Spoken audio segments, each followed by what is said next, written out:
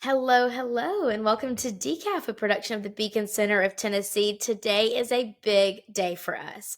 Mark and I, if you listened to us back in July on our poll release episode, you'll know that this poll that we have started doing every quarter is Mark's baby. And honestly, he's treating it like it's his own child. Like, I don't know what you love more, this poll or Sloan. But but we are back with poll results for our October poll. On this poll, if you remember back in July, we polled specifically favorability of the Tennessee legislature. We polled presidential election results, which were picked up by Fox News and countless other national and state media outlets. We polled education favorability. Do people think that we should have school choice? Which those numbers were absolutely massive, astronomical, off the charts. And we polled some fun cultural issues like, did you stop drinking Bud Light after the big PR situation? Do you think that TikTok should be banned? This poll, I think, is even more fun than that. And we're going to dive into those results today because you will see that they just came out today. You'll find them all over our social media. You'll find them at beaconpoll.com. But we're going to talk about them for you and give you our thoughts on them. So we've got 4 big buckets that we want to talk about with you guys. And if y'all are ready, 3, 2, 1, let's go. If you have been living under a rock, you might not know this. But if you have been living in the real world in reality in Tennessee, you will know that there is a Senate election coming up next year. And our incumbent state senator, Marsha Blackburn, it has 2 main Democratic opponents in this election. What's interesting about this race is that they're all women. And, you know, people have talked about in politics over the last few years as more and more women have risen to running in the presidential election that we need to see more women. How cool is it to have women in politics? Well, you've got 3 women in this election right now, 1 Republican, 2 Democrats to speak of. Of course, there will always be other candidates, but the ones that we polled is Senator Blackburn's favorability against Marquita Bradshaw. Gosh, lots of B's here. Marquita Bradshaw, and sitting state representative, who was a member of the Tennessee 3, Gloria Johnson. Mark, let's dive into those results, and then I'll tell you guys what my big takeaway was of possible name recognition either helping or hurting in this case. Well, let me correct you first. It's not favorability, so it's just head-to-head versus these people. Just there's a technical difference. I understand what you're saying, just so people understand. Semantics, but yes, correct. So this is really interesting because the national and the statewide media has kind of run with this idea that, you know, without question, Gloria Johnson is going to be the Democratic nominee. Like you said, she was the 3rd member of the Tennessee 3. She's gotten some national attention in liberal circles for some of the things that she's done. And what we found is that she trails Marsha Blackburn by 20 points among likely voters.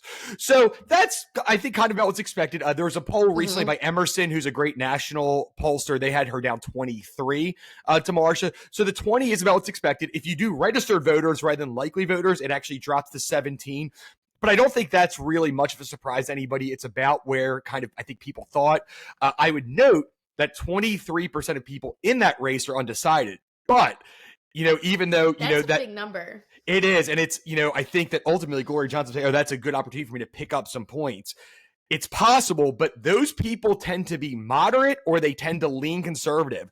And what's a really interesting number is that out of that group, 33% of those people actually plan to vote on Robert F. Kennedy for president. So there's a lot of moderates and maybe center right. So that's something that, you know, Gloria Johnson would have to do in order to make this election really competitive. When she's going to have to pull those moderates and even some of the kind of right-leaning people because of the way Tennessee is. Now, the most interesting result is that, yes, Gloria Johnson, that's about right. Marquita Bradshaw, who is actually an interesting candidate, where she was the nominee for Senate in 2020 against Bill Hagerty. She lost pretty badly. I think she lost by about 27. She is only down by 12 in a head-to-head race against Marsha Blackburn among likely voters. So that's a huge difference. That's 8 points. And you'll see she actually does better than Gloria Johnson among Republicans, among Democrats. And by the results, it's pretty clear that her name ID is actually higher than Gloria Johnson. Only 17% of people are undecided in that race. Like Marsha Blackburn, like the first race, those people are going to be hard to get. They tend to be either moderate or conservative. Most of them are women. So it's an interesting kind of conundrum where, like, if you look at the headline, Marsha Blackburn's only up 12 on Marquita Bradshaw. If you look a little bit deeper, even though it's 12 officially, if the election was held, say next week, it likely would be a lot more than 12 because of the, political affiliations and previous voting records of the people who are undecided. Yeah, what I thought was very interesting, and when we're formulating these questions, we read over the questions, and even though you try not to, you kind of make your predictions in your head. And so when I was reading over these questions, I was like, I was just thinking, Gloria Johnson's going to run away on Marquita Bradshaw. She's going to have so many more voters than Bradshaw. The gap is going to be so much tighter than the Bradshaw gap is. And then it wasn't.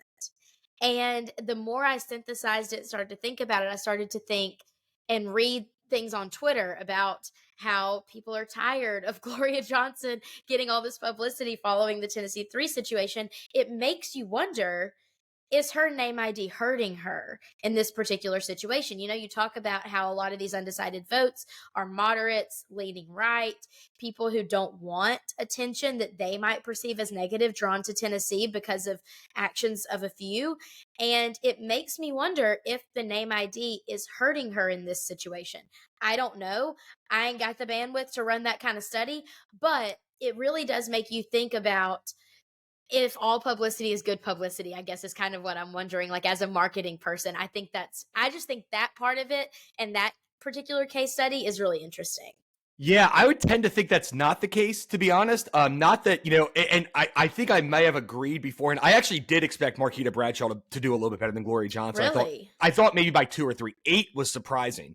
Eight's huge. What I would say about this, and I think this is a big point that people forget, is a lot of people know Gloria Johnson in the know. So the people who follow politics, who follow that, know who Gloria Johnson is. It's true. She's never run statewide before. Marquita Bradshaw has. And if you It's look true. at kind of, Gloria Johnson's known in Knoxville because she runs there. But you can also look at the state breakdown. And Gloria Johnson did better in East Tennessee, but she did worse in Middle, and she did way worse in West, where Marquita Bradshaw's from. Wow. You have to look at kind of some of those other things. And, when she ran last time, nobody thought anything of Marquita Bradshaw, but she did very well with African Americans in West Tennessee. There's a lot there.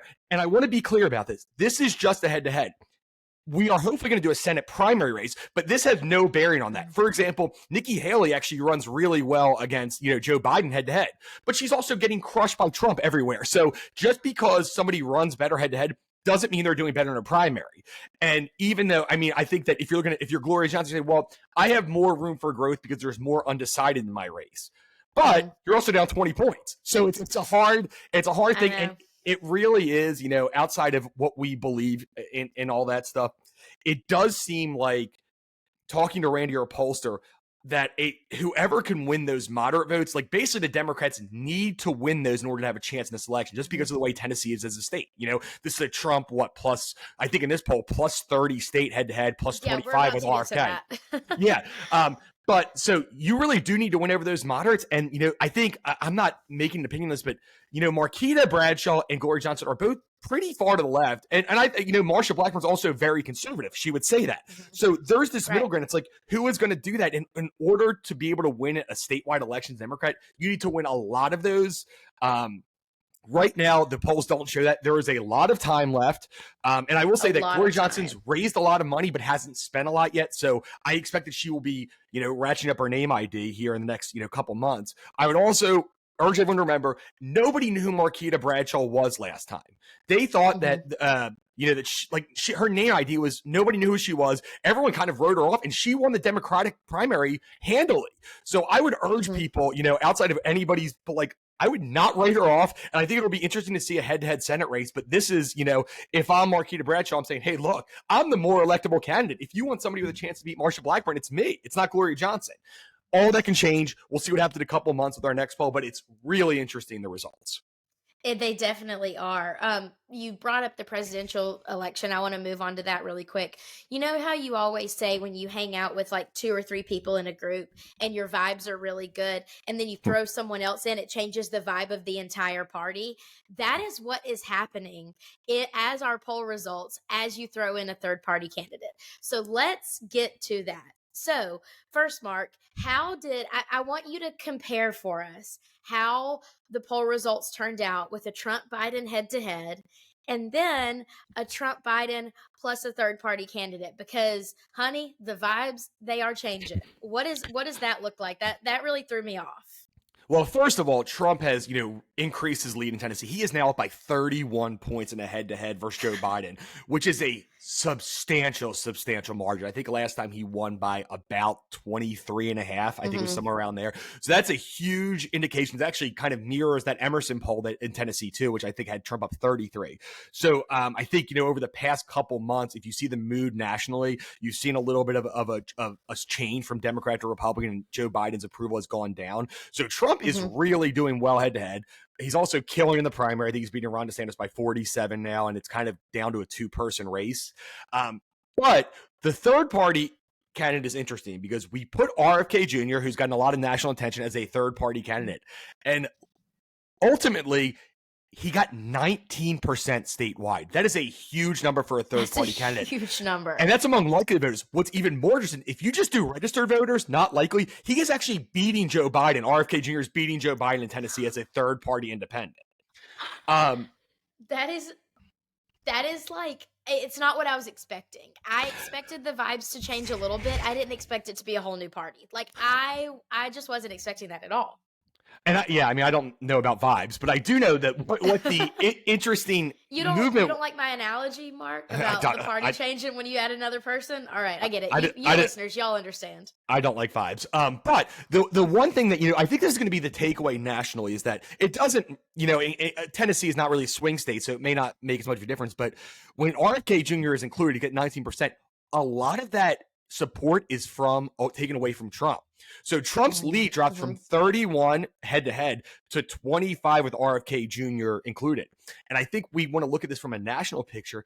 What in swing states when you talk about North Carolina, Pennsylvania, Wisconsin, Michigan, states like that Trump needs to win, that could be a huge difference where even if RFK Jr. takes 2-3% away from him, that could be the difference. So it's Axios wrote an article about this recently, and it's just a very interesting takeaway. And it's RFK Jr. is a standalone person who people seem to like because we also included Joe Manchin. Joe Manchin only hit 6% and basically took Yeah. equally away from both people. RFK Jr. is kind of this phenomenon where ultimately on social media, a lot of Republicans have been propping him up for the past couple months. And now, That's true. that he's run as a third party candidate, they might say, this could actually hurt us. So that's something to really look out for. The RFK Jr. is viable, he's substantial, and he's somebody who, he is going to get some percentages. I don't know if it will stay at 19%, but if I'm in Trump world, I'm like, wow, could be a real concern for us. And it might not impact, the results in Tennessee, for instance, but that trend could impact the election at large. Well, you said that RFK might be a concern for Trump world. We had another poll result that might be a red flag, a point of worry for Trump world and Biden world. Not to say that anything would actually happen on this front, but we wanted to poll. There's been a lot of talk recently, and we've talked about it on our podcast too, about the age of the people that are running our country. You had Dianne Feinstein recently passed away in office. You have Mitch McConnell, who is having freezing episodes. You have Joe Biden, who seemingly the other night had a total just brain freeze when being talked to by reporters on Air Force One. You've got Trump, who they talk about his age over and over and over and over and over again all the time. So we wanted to know if Tennesseans would be in favor of an age limit for elected officials. The that vote was fully split, or those that were polled were fully split. 80% of Tennesseans think that there should be an age limit, an age maximum on elected officials. 80% in favor, 20% opposed. Of those 80%, so we took that bucket of people who said, yeah, I'd be cool with that. And we polled them a second question. Do you think that would you support an age cap of 75? 77% of Tennesseans said yes. And I kind of, I take our questions and I talk to my friends about them. And we've talked about the concept of, well, there's a minimum age. Should there be a maximum age? I get that it's sticky. I get that it's nuanced. You can have a 91-year-old who is more cognitively with it than a 55-year-old. You can. But this has just been a huge question of the elder age of some of our elected officials. Mark, what do you take away from this question specifically? And, like, do you think that anything do you think that other people will be polling it? Do you think that it should be an indication to elected officials to enact something like that? What do you think? In some ways it feels like it should be an indication, but then it's something where in theory people agree with that, but then when you actually ask them to vote, they don't agree with it. They Both don't. Joe Biden and Donald Trump are over 75 years old. If you look at a poll in general, I think if you actually do the numbers, it's something like 66-67% of voters generally think that that should be the age limit, 75. But that just doesn't match up with the idea that they're both winning the primaries by so many points. I think Biden's up by like 70 or 60, Trump's up by 40, 47. It just shows that there's this disconnect between what people say they think and then what people actually think when they vote. It's the same idea with, I don't know if you know this, but when people say, oh, what do you think about Congress? It's like 15% approve. But then when it's their local congressman, everyone, it's like 99% get reelected or something like that. So I Yes. just think it's this weird disconnect, but people do think that there should be age limits. People do think that Joe Biden or Donald Trump are too old. But they're not actually going to vote for it because guess what? In both parties, there is younger candidates. Mm-hmm. Marianne Williamson's younger. Ron DeSantis is younger. Pretty much all the Republican candidates are younger. So there are all these choices. Is your age. Yeah, I know. Literally your age. I know, but they're not willing to actually pull the trigger. So I just think it's this whole idea, and we see this a lot in polling or just in life, where people say one thing. It's the same thing of people say, "Oh, do you want to cut government services?" Yes, of course or do you want to cut government spending? Yes. But then you actually go through individual programs and they say no to every single one they want to cut. Right. So it's interesting. I think that this age thing is an issue. It just doesn't seem to affect how anybody votes. That is it really is so wild to me because I talk to friends about it all the time, and the overwhelming consensus is, well, but who else is there? Yeah, And it's I like, know. dog, there are a lot of people, but the fact that you don't realize it is exactly why we get stuck in this position. So Especially on the Republican side, because look, there's only really one at this point now, only one other nominee on the Democratic side. There's a lot on the Republican side. There's a lot of young, upcoming, people, DeSantis, Haley, Ramaswamy. I mean, there's these people who fit that, but people say, and and it's interesting too, because it maybe is a little bit more than just age. It might be the way they portray themselves, where people view, Trump as kind of spry, even though he's really old, where sometimes, they're not viewing Biden that same way. So it's interesting that 75 was a cutoff that most people agreed with hypothetically, but just not in reality. Not when the rubber meets the road. A Yep, very that's interesting right. result that I think is like, I think that we're going to hear a lot more discussion about that in the coming years and months. That might get us not as much publicity coverage from the Trump team on social media as we got from our last poll, but it's something that needs to be put out there and something to be discussed. On the last poll, we asked about education. On this poll, we asked about healthcare. There's a lot of discussion about healthcare and why healthcare is so expensive and how we need to open up the market to more innovations in healthcare, better access to healthcare. It's something that you're going to hear Beacon talk about a lot and that you've heard us talk about a lot in the past. Mark, what were some of the biggest results from our healthcare questions? And what are some of your main takeaways about those results? I mean, people want better access to more affordable healthcare. Who are they blaming? We asked them who they blame for the healthcare financial situation that we found ourselves in. Who do they blame and what do they want to see done? Yeah, I think the question of who they blame is really interesting because there actually is a lot of agreement across party lines on some of the specific questions we asked about healthcare, which is great to see. But who people blame is much different. So when it comes to high healthcare cost, a plurality of Tennesseans, so 24% of Tennesseans blamed basically the government. They blamed, government regulations and policies for the high cost of healthcare. Now, when you look at that, it's the highest choice among Republicans and the highest choice among independents to blame them. But right after that, at 23%, which is just 1 point below that, are insurance companies, and that was by and away top choice for Democrats. 35% of Democrats thought that, which is a huge number of Democrats. So those were doing. You can kind of see how the political sphere works, where one party blames one thing and then independents or Republicans blame something else, and then there was other choices. I think going down, 13% blamed pharmaceutical companies, 5% blamed malpractice lawsuits, 7%, people overusing services or not engaging in preventative care. And interestingly enough, only 2% blamed hospitals. I thought that would be a higher number, but it I is did not. So too. just an interesting kind of takeaway. I mean, yeah, I think that's very interesting too, because if you've ever been in the hospital, you know that the hospital costs, most people blame what's right in front of their face, right? So you get your Yep. hospital bill back, you see how expensive it is, you blame what's right in front of your face. That is kind of somewhat encouraging to me, though, that people are thinking more down the line of, well, it's not just the hospital billing me for something, it actually is kind of what's a little more upstream.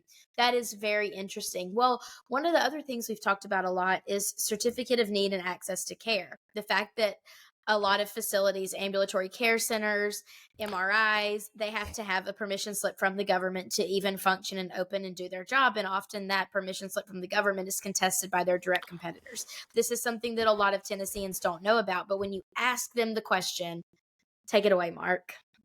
Yeah, I mean, when you ask people the question about that, they do not believe that the government should basically determine whether, that you need government permission to open new hospitals or clinics or add services to certain areas. So it is true that a lot of people were not sure how to answer this question. I think it's something, like you said, that people don't know.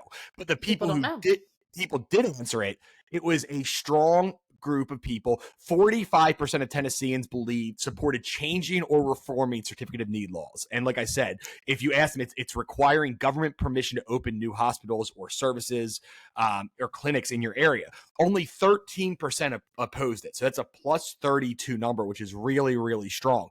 And independents were plus 52% on that, and Republicans and Democrats Wow. both supported that almost identically. It was plus 23 for Republicans, plus 22 for Democrats. So it's got bipartisan support, and that's a huge issue. I mean, it's something Beacon works on, but it's an issue that people don't really realize. But, there's consensus across the board that these laws need to, at minimum, be reformed, if not gotten rid of completely. And if you don't know what we're talking about, visit beacontn.org. Look at our certificate of need research. It's a huge problem that a lot of people don't know exists, but the people that do know that it exists and do understand it and do want to have something to say about it say, I don't like this, which Yep. I thought was a very interesting result. Before we sign off for the day, let's talk about something fun. We love to ask fun questions on our poll. And since it is the height of football season, baseball playoff season, basketball's coming soon, we wanted to ask sports questions. During the summer, we don't have as many sports to talk about, so our fun questions were a little more Gen Z related. But these are sports questions that I think a lot of people have opinions on. I don't know if I can physically bring my body to communicate one of the results. Mark, do you think you can say it without gloating? No, I don't know if I can do it without gloating. But yeah, the one thing, out of everything, everybody agrees, Republicans, Democrats, Independents, that Alabama has the most obnoxious SEC fan base in Tennessee. And guess what? That was before the game. I think right now it might be up to 50% after their victory over Tennessee last weekend. But Alabama is the most obnoxious SEC fan base, and by a lot. It's 12% over the next biggest fan base. But good news for you, Taylor, is Alabama is also the second most college football program in Tennessee, behind University of Tennessee, with 7% of people listing Alabama as their favorite team. That's bad for you. It's a big number. It's a big number. It's not good for me. And part of it's because you've been good, but it's also like Georgia's been good too, and they were 5th. So it's not just about being good. It's called a legacy, honey. Ever heard of it? But one of the things, and that's probably why we're the most obnoxious, is because I get it. I get it. Okay, all right, okay, fine, whatever. One of the things that I also thought was interesting, though, is that even though Alabama was number 1, Tennessee itself tied with Florida at number 2. So I'm like, man, y'all hate yourselves. I mean, I love to see it. I love to see it. Maybe we're polling Alabama fans inadvertently in our poll, and we're like that guy in that YouTube video. Man, I hate Tennessee, but I loved to see that even in the state of the poppy throw up inside the pumpkin orange color, that they even think that they're obnoxious. I love to see it. I don't think that's the takeaway, though. I think it's 74% of people thought Tennessee was their favorite. That listed Tennessee as their favorite team. Out of the other 26%, I think all of them thought Tennessee. Anybody who lives in the state who's not a Tennessee fan views Tennessee fans as the most obnoxious. Yeah, you would have voted for Tennessee, right? Yeah, 100%. If I've been polled. I think that's the takeaway here is that, and I would vote for Alabama. But I think that's the takeaway is anybody, and I get it, anybody who's not a Tennessee fan who lives here is probably tired of them. So it was pretty impressive that 74% of people listed Tennessee as their favorite team. And kind of looking through the crosstabs, almost everyone who didn't list Tennessee as their favorite team thought Tennessee was the most obnoxious fan base. And they tied with Florida for 18%. And it's also really interesting if you look at kind of where the votes came from, that East Tennessee, where Knoxville's located, they think Florida's the most obnoxious. They actually voted Florida as the most obnoxious fan base. So I think that's, and there's a Whoa. big, I think the younger voters, not from East Tennessee, are all Alabama. So it's interesting that I do think if you live in Knoxville or you're a gigantic Tennessee fan who's a little bit older, you view Florida as the most obnoxious. They've been your biggest rival. I think some of the younger people who've really just watched football over the last 10, 15 years, where Florida's not been as good, view Alabama as that. Which I mean, That's I fair. think that covers me. And it Yeah, is it interesting. does. It is Okay. interesting because Georgia's been so good. And, Georgia was, I think they were what, fourth? They were always 6% though. I So know. it's a fun question. I I would just view every SEC fan base as the most obnoxious, except for Vanderbilt. I think that they're like the least obnoxious because they hate themselves. But No, otherwise, they're the most obnoxious because they are so prideful about nothing. At well, least there's like Tennessee has won some things, but they're prideful about nothing. Well, there's only like two people who like them, so maybe that's why they were so That's low. fair. I just don't meet That's fair. Vanderbilt fans, which is insane because we live in Nashville. It is. I think Vanderbilt fans are people who like they kind of hide, and it's like if they're kind of good, they might pretend like they're Vanderbilt fans, but otherwise, like, oh, I'm not gonna ever wear Vanderbilt I'm not, stuff around. no, I'm not going to do that. Well, we asked a few more sports questions, Mark. What else you got for us on the sports front for our sports inclined listeners? Surprising result. The most surprising result for me of the entire poll, to be honest, was Okay. where people were at on NIL, which is the ability of college athletes to make money on name, image, and likeness. I talked to a Mm-hmm. lot of people. I talked to my dad. I talked to a lot of people who are just not for this. And they Mm-hmm. say, it's ruining college sports. It's doing all these things. That's not where anybody really stands. 52% of Tennesseans approve of NIL, the idea that, Wow. college athletes can make money off of their name, image, and likeness. Only 19% disapprove. So that is a plus Wow. 33 approval rate. I was going to go the opposite way, to be honest. I hear so much about it, and you see so much about how people Mm-hmm. are not happy with the changing college football landscape. They don't blame NIL for that. That's for sure. It was strongest among Democrats. I think it was plus 59% in terms of supporting that. Wow. But, it was really strong among independents, and it was still, it was not as strongly supported, but even Republicans supported it by 14 points. So it's really popular. And honestly, I didn't expect a debate. I am surprised by that result. I didn't either. I expected, because I hear about it all the time, and you listen to sports talk radio, and even they debate on it and talk about, is this good, is this bad? Most people wind up on the bad side of the fence, but I did not expect Tennesseans to be so overwhelmingly in favor of it. And maybe, we talk about the NCAA a lot and how much we hate them. Maybe they polled before this even started to see if people would support it or be against it.